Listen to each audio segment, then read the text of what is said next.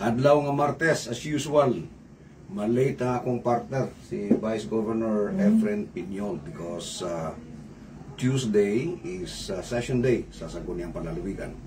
Pero balik kita sa atong programa nga inyong madunggan every Tuesday and Saturday sa 11 ka estasyon sa radyo sa buong South Central Mindanao. Ang ating carrier station, of course, is DXND, no? And then ang ating mga iba pang stations are DXMS and all others, no? Kalimutan ko sa listahan. Anyway, today we will continue discussing tong atong gisugdan ni adtong niaging semana nga unsaon na to pagtabang sa atong mga rice farmers in the face of the unjust pricing, no? Dili makatarunganon nga presyo sa ilang produkto. Say for example, sa pagkakaron ang humay ginapalit na lang og 16. Okay? Samtang ang bugas 60. So if you would follow the rule of thumb nga ang presyo sa humay times 2 is the price of rice, or inversely, if the price of rice is 60 divided by 2, dapat 30 ang presyo sa humay sa farmer. So nga nung nagkakahitabo na yung ani nga problema? Well, very simple. Because ang atong merkado actually is a manipulated market, no? So ginamanipular ang atong merkado, and ang nakakahitabo karon, of course walay control ang gobyerno kay gibuhian naman ang rice industry because of the rice tariffication law, and it's all up to us at the local level kung unsaon nato pagtabang sa atong mga farmers para makakuha po silang tama nga presyo sa ilang humay. And I'm happy that ganinang buntag actually, no? Na istorya na ako si Mayor Paulo Evangelista sa Kidapawan City o si Vice Mayor Melvin Junjun Lamata. We did not discuss politics. We discussed about the program that they are now implementing in the city of Kidapawan nga sa tanaw nako haom dito sa akong giplanong Cotabato Rice Republic. Butig nun, ang atong concept sa Cotabato Rice Republic is we will make the province of North Cotabato an independent and autonomous entity in as far as the rice industry is concerned. Butig nun, bahala mo dahil pala inyong presyo sa bukas. Basta diri sa amo sa Cotabato, it should be 45 or below. Diri sa amo sa Cotabato, bahala mo palit ninyo sa inyong, sa humay sa inyong mga farmers. Basta diri sa amo, at least 22 pesos per kilo. So mo ang konsepto sa Rice Republic. And the other, last Saturday, I was amazed when I found out na ang Kidapawan City Day has already started doing what I wanted to do for the whole province of North Cotabato. And duha ang ilang programa actually, no? But I suggested kaninang umaga, kaninang mutak, kasuksak-sak, sinagol na tayo niya. I suggested nga i-reconcile nila ang ilang programa. Kaya doon ay programa si Mayor Pau, o doon ay programa si Junjun Lamata, nga bigasan ng bayan, where they buy rice from the local farmers, and then ginahatag nila sa women's group or organized groups sa mga barangay, ginapabaligya, ginapatubuan o gamay, pero perte ka barato ang ilang bukas. In fact, ang ilang baligyan I think is less than 45 pesos per kilo. But ang kagwapo na, gwapong presyo sa mga mag-uma. So, mauni actually ang konsepto nga gusto na ko unta mahitabo for the province of North Cotabato, no? Katong giingon nato nga Cotabato Rice Republic, kung hain i-identify nato ang atong mga legitimate rice farmers, encourage them to plant good quality rice varieties, para magwapo ang presyo. And then buy from them either palay to be milled into rice or rice na sila na mismo ang naggaling, no? Halimbawa, mga irrigators associations sa pagkakaroon, they're already capable of milling their own palay into rice, no? And they're selling it at prices lower than 45 pesos per kilo. So, nalipay ko nga gina-implement na sa Kidapawan City ni. So, we already have a working model of the conceptualized Cotabato Rice Republic, and all that we need to do is expand this program from the city of Kidapawan to cover the whole province. Na kung hain pag-abot sa panahon, ang rice farmers dili na makulbaan kung pila ang palit sa iyang humay, because there will be a guaranteed price to be given by the Provincial Economic Enterprise Office nga maoy mo palit either humay, dried nga humay, or milled rice nga ibaligya karon sa kabarangayan pinaagi sa mga organized women's group, no? Or tribal groups. I'm thinking of the indigenous people sa bukid, for example. Organisado. Sila ay magbaligya sa bugas sa ilang mga kauban nga mga tribo sa barato nga presyo. Tubuan nila gamay para naa sila ay revolving fund. So by doing this, mapaabot nato dito sa kabarangayan kanang giingon nato nga barato nga humay locally produced by our farmers and benefiting our farmers. So mo ni ang konsepto sa gitawag nato nga Cotabato Rice Republic. By the way, shout out sa ta, no? Gibutangan na akong laptop dili kay kung magpaabot ko sa listahan di na ako basa taran, no? So Probilino Mergenio. Okay? Si Dexter Dalisay. Padayon maguma para dili ta magsalig sa ayuda. Okay. Of course, ang atong permi nga present nga follower, si Julius Luditso sa Kabakan. Si Kagawa Julius Ganas sa Makilala. And karon dugay-dugay mo daghani sila kay ni anak ani nagsugod na gani. Okay, we will be shouting out, no, as we continue. So unsa ang benepisyo ni ini?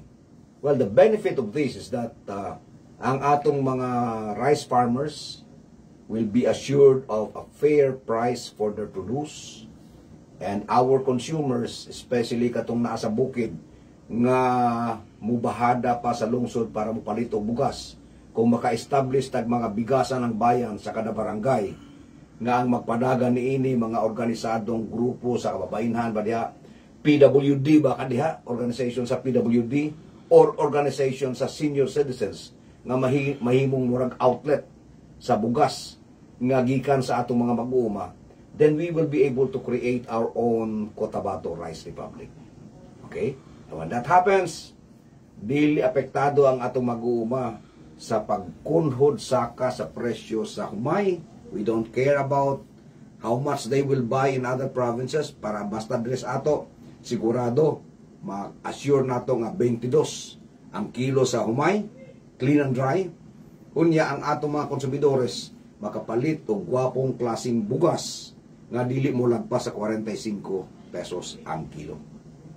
So that's a beautiful development, no, sa Kidapawan. And sugod na. Okay? So Ronald Magsipok, maayong udto. Gob, watching from Banay-Banay, Davao Oriental. Grabe ng taga Davao Oriental, pati taga Davao Oriental. Okay? Sok Castro, nag-declare ng man emergency ang DA Secretary. Unsa man ang mahita sa buying price sa palay gob money. Okay, I will explain that later, no? Perfect localization, sabi ni Gabriel Ebron Francisco. Shout out po gob, Mami Nida Rafael at Pabayos family sa Poblasyon 2, Midsayap North, Cotabato. Daghaning atong mga followers karon. So anyway, nangutana si Sok Castro, ano daw ba ang ibig sabihin noong food emergency for rice na dineclare ng Department of Agriculture? Ganito kasi yan. No? Noong ipinasa yung rice tarification law, tinanggal sa supervision ng gobyerno ang rice industry. Virtually wala nang pakialam. Ang trabaho na lang ng gobyerno is to issue import permits through the Bureau of Plant Industry at kailangan maaprubahan within 6 working days. No? Yan ang batas. No? Walang pakialam ng NFA, hindi pwedeng pigilan, at ang Customs, Bureau of Customs, mangungulekta na lang ng tarif. So effectively, yung NFA na dati ay bumibili ng palay sa mga farmers, ginagawa pa rin nila ngayon, ginawa na lamang silang buffer stocking agency. Ang ibig sabihin, hindi na pwedeng magbenta ng bigas ang NFA sa merkado sapagkat ang kanilang papel, according to that RTL or Rice Tarification Law, ang papel nila, bumili lang kayo ng palay, itago nyo, and then kung may calamity, sa kanyo ilabas. Ang problema, hindi naman lahat ng taon may calamity. At saka maski may calamity, kaya bang i-absorb ng DSWD yung volume ng bigas na maiimbak ng NFA? So, yun ang nangyari. By law, hindi pwedeng magbenta si NFA sa merkado. In fact, nawala yung 27 pesos per kilo na bigas sa palengke. Because of that law. Wala talagang, estupido talaga yung batas na yan. Estupido talaga yung batas ng RTL na yan. Kasi ang gumawa niyan, actually, hindi nakikinig eh. Dalawang version kasi ang RTL. Rice Tarification Bill. Dalawang version. Yung version na resulta ng national consultation, which was started even during the time of President Noynoy Aquino. May consultation na because we were willing to allow imported rice to come in at a higher volume. Walang ibig sabihin, basta magbayad ka lang ng taripa, pwede ka magpapasok ng bigas. Because before, it was NFA which was controlling the importation. So may mga corruption kasi bago ka makakuha ng import permit, nung araw may lagayan. Okay? So, under the proposed rice tarification scheme, pwede ka magpapasok ng imported na bigas, pero bayad ka ng taripa. And in the original version of the Rice Tarification Bill, na kasama ako doon, ng bandang huli, no? Kasama ako sa pagbuo nung bill na yon. Ang sinasabi ng bill na yon, graduated yung tariff schedule. Ibig sabihin, kung halimbawa tag-ani, tataasan yung taripa hanggang 180% para hindi magpapasok ng bigas na magkukumpit sa harvesting farmers, yung mga traders or importers. And during the lean months, that starts August, September, October, pwede kayong magpapasok ng bigas na mababa ang taripa para ma-encourage yung mga importers na magpapasok ng bigas. Ibig sabihin, yung original na version ng Rice Tarification Bill was actually a result of the consultations made with farmers all over the country and other rice industry stakeholders. So may control pa rin yung gobyerno through the tariff schedule. Okay? Ang ginawa nitong economic managers led by Carlos Dominguez, yung finance secretary, kakutsaba ni Cynthia Villar. Tinanggal nila yun. Naggumawa sila ng bagong version na wala na, bahala na, basta anybody can import. Anybody can import at any given time of the year. In fact, pinagdebatihan namin to sa kabinete. I was of the position that, yes, okay, mag-import tayo, okay lang. If we really are short of supply, then we import. But, hindi pwedeng yung unimpeded importation. That was the word that was used, unimpeded. Ibig sabihin, walang hadlang. Sige lang, pasok lang kayo ng pasok, basta bakit kayong taripa. Kasi ang aking punto noon, the moment we do that, the moment na binitawan natin yung rice industry sa kamay ng mga malalaking negosyante, kukontrolin nila yung presyo ng bigas. Kukontrolin nila yung presyo ng bilihan ng palay. Kasi wala nang kontrol sa NFA. So, ganun nga nangyari. So, nabaliwala yung rice tarification bill na version ng Kongreso at ang pumalit ay rice tarification bill na ginawa ng economic managers at pinadaan nila kay Cynthia Villar na ayaw makinig maski anong argumento. In fact, in the original version of the RTL, hindi pwedeng magbenta si NFA talaga.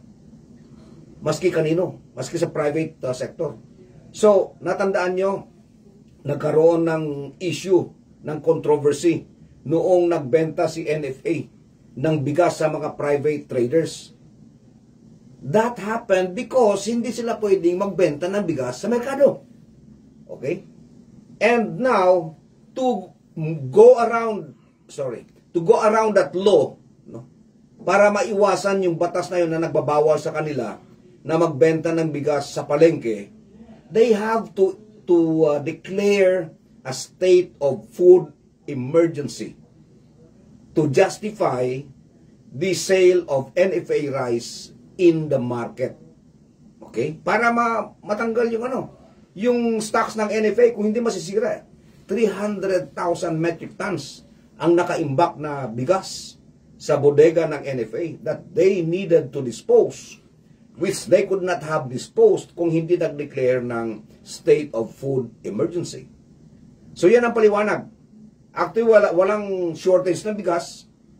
Nag-declare ng emergency para lang ma-justify na ma-shortcut yung batas, ma-skirt yung batas, at payagan si NFA na magbenta ng bigas sa palengke. Alright? So, okay. Shout out, no? Si Ricky Edge, 22 pesos per kilo sa palay ko. Tauhay na mga maguma. No? Okay, very good. Si Evelyn Byungan, maayong odto. Shout out, watching from New Antique, Blam. Si Nonoy Nicor, amo gani, karon tag 16 na lang ang kilo. Yeah. Okay. And, ikaw, basahin natin ibang yung mga comments. Okay. Basahin natin yung ibang mga comments sa ating live streaming. Hindi ko pala mabasa yun. Okay. So, amo na ang justification, amo na ang dahilan kung bakit kailangan mag-declare ng state of food emergency ang Department of Agriculture para lang mapayagan sila na magbenta ng bigas sa palengke. So ano ang epekto nito? Well, the moment na ma-offload ni DA mula sa bodega ng NFA yung 300,000 metric tons na mga bigas, then they could already start buying again. Okay? And then, if they start buying again, then tataas ng konti yung presyo ng palay ng ating mga magsasaka. But in the Cotabato Rice Republic, no, na ginawa nating design, whatever happens, wala tayong pakialam. Kasi ang mangyayari sa atin, ating palay, ating tanim, ating ani, ating giling, ating benta, ating kain. We will create our own complete value chain in the rice industry within the province of North Cotabato, and hopefully in the future other commodities as well, no? So kung ma-stabilize natin yan, can you imagine mga taga North Cotabato nga mga mamumuma, hindi bala mo ganahan kung balaan nyo nga bago pa kamo mag-harvest, balaan nyo na nga ang presyo sang humay ninyo, basta clean and dry, guwapo because one of the commitments I am making is pabutangan ko gid sang drying facilities ang kada agricultural production area sang mais, kasaba, kag humay. Para nga ang quality sang aton humay, mais, kag kasaba will be good for the high-end market. Okay? So, both silingon, magiging quality ang inyong humay because hindi na kamo magbulad sa kalsada. We will establish drying facilities, modern drying facilities, nga ang dryers may cover nga UV plastic so that whatever happens, maskin mag-ulan, hindi na kamo kinahanglan nga magdalagan kag punpunon ang humay ninyo because hindi babasa sang ulan. But, pag may init, malusot ang init sa plastic, mauga lang gihapon ang inyong may. Okay? Ginagamit ni sa Thailand, sa Vietnam. Okay? Ano ikaw? Muna tayo, shout out. Juan Villanueva, watching from Tanza, Cavite. Solid. Hindi ka naman makaboto sa akin. Salamat. Ha? Solid. God bless. Thank you. Si Rani Latorsa. No? Rani Latorsa, mayong utugog. Hindi timing ang rice food emergency kay harvest subong. Resulta, nubo ang presyo sang paddy rice. Actually, baliktad. The moment nga ma-offload ni NFA yung bigas nila sa bodega and they start buying, you will enjoy better price. So, ulat lang gamay. Kaya mo niyang siling nila interim, no? Between the disposal of the existing rice stocks sa bodega sang NFA and the start of the procurement of NFA. No? Okay? Watching from rice paddy dryer and silos. Okay? Si James Calmado, shout out from Pangipasan, Lampayan, Matalam. Okay? Kaluyan unta kagob makabalik naman kag manami ang dalan dire sa Pangipasan. Oh, ako nagbukas ang kalsada sa Pangipasan. Tama na, may commitment ko na kay Padre. Okay? Dr. Erwin Francis Palmones, my farm consultant. Si Eddie Haji Musa. Okay? Kung hindi ko mabasa, pasensya na kasi mabilis ang turnover ng ang turnover ng mga messages. Si Donali Dulay, no, shout out. Pasensya na ang hindi mabasa, ha? Kay malam ng announcer. Okay, so I hope maintindihan ninyo, no? So kung may ara kita aton nga programa like the Cotabato Rice Republic, then sige lang, kung anong presyon dyan sa gwa, bahala ka mo. Basta amon diri sa North Cotabato, ang amon mga farmers registered with the Cotabato Rice Republic program will be assured of 22 pesos per kilo, clean and dry, because butangan tas ang dryers ang tanan ng mga Irrigators Association areas, butangan tas ang atagan tas ang hauling truck. Gamay ni nga investments ang province to help our farmers. Hindi pwede, sabi ko nga sa inyo, hindi pwedeng magtuturuan dito eh.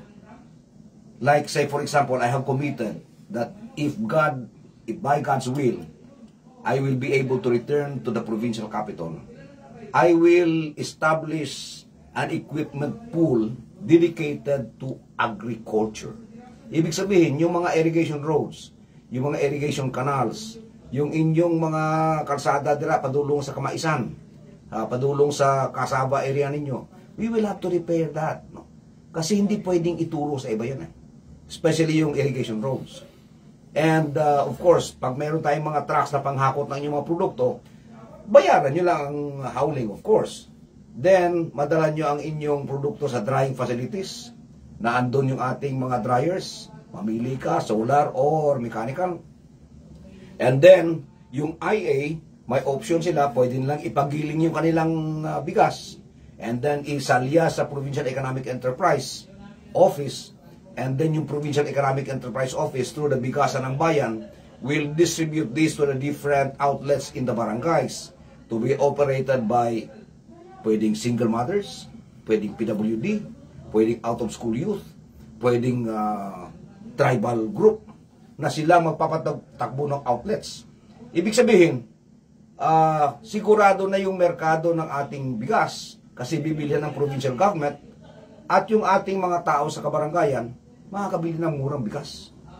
Samantalang yung ating women's groups, single mothers, senior citizens, BWDs, tribal people na mag-ooperate ng mga bigasan ng bayan outlets, kikita sila. May trabaho. Nakita niyo yung punto ko? So, this is our vision for the province of North Cotabato. Hindi pwedeng sabihin ng gobernador na hindi ko man trabaho yung pagbili ng palay o pagbenta ng bigas.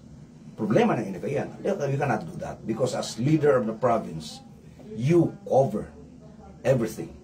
yung tinatawag lang the doctrine of parens patriae. No? Ibig sabihin, you are the father of the community. And it is your responsibility to respond to all problems in the community. Alright? So, padayon ta. Al Villaruel Saber, shout out. Walter Morales, watching from Zambales. I was in Cotabato Province, 1998 to 2003. Okay. You are a very good visionary leader. Hope your concept to be adopted. Thank you. Jovita, ano ni? Hamigibay, mamulang, mga mamulang. From Pulang Lupa. Pulang Lupa mlang. Kamusta ang inyo kapitana dira, no? Kamusta ka muna sa Pulang Lupa? Duro kita mga parinti ko sa Pulang Lupa. Kag amuna ang mga lugar nga sang bata pa kami. Dira kami nakapanghilamon sang rubber kada Sabado Domingo. Alright. So Dave Saniego, ang akon second cousin, si Bong Defensor Tahan Langit, praying for you always. Salamat, Bong. Karim Ayunan, si Dave Saniego, si Dave Malones Delfin sang New Zealand, no? And damo. So anyway, I hope I was able to explain fully yung concept natin ng Cotabato Rice Republic, which as I have earlier said, I am happy to learn nga gina-implement na gali isang City of Kidapawan in a smaller scale. It could be the microcosm of what we intend to do for the whole province of North Cotabato. And North Cotabato could later on become the microcosm of what we would like to happen to the whole country, where farmers are protected, assured of a good price, where consumers have access to fairly priced food commodities. Ito po yung ating pangarap. Sa tulong ng Panginoon, matutupad natin ito. Ako po si Manny Piñon, ang inyong paringgog.